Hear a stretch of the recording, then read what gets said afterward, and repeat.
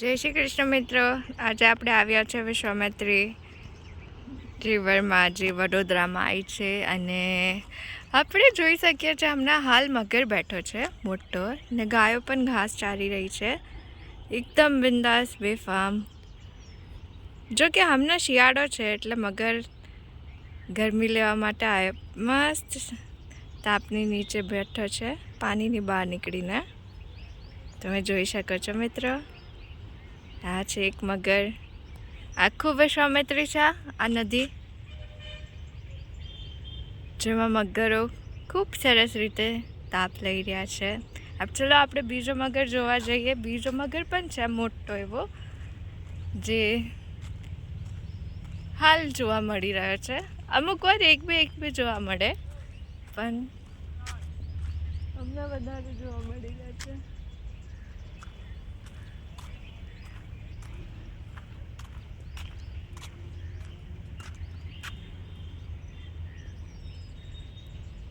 બીજો એક કાર્ય જોઈ શકો છો તમે.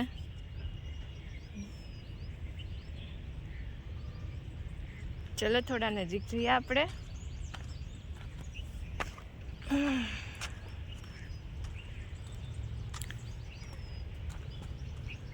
તો આ જોઈ શકો છો તમે બીજો મગર. થોડું મોટું કરીએ આપણે, ઝૂમ કરીએ. હા બેઠો મસ્ત. આ મગર રોજ નો એનો જ છે, અહીંયા જ એક જ જગ્યાએ આવીને બેસી રહે.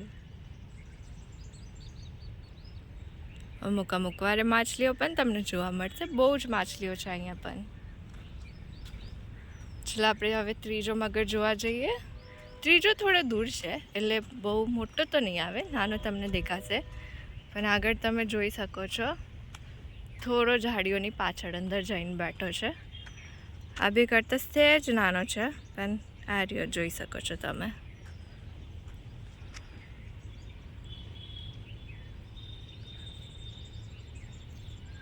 મસ્ત ગરમીના મોસમમાં, ગરમી કઈ ઠંડીના મોસમમાં બેઠા ગરમી ખાવા. બગલાઓ પણ ઉડીને જાય, મોર પણ જોવા મળશે, સાપ પણ જોવા મળશે, શાહુડી પણ જોવા મળશે, બધું જ જોવા મળશે તમને આ વડોદરાની શાનમાં.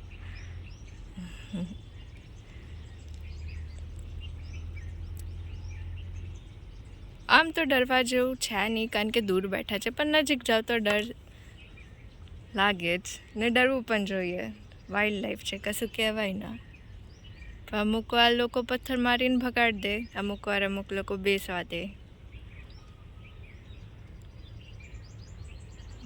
ગાયો પણ તમે જોઈ શકો છો ચરાવવા નીકળી.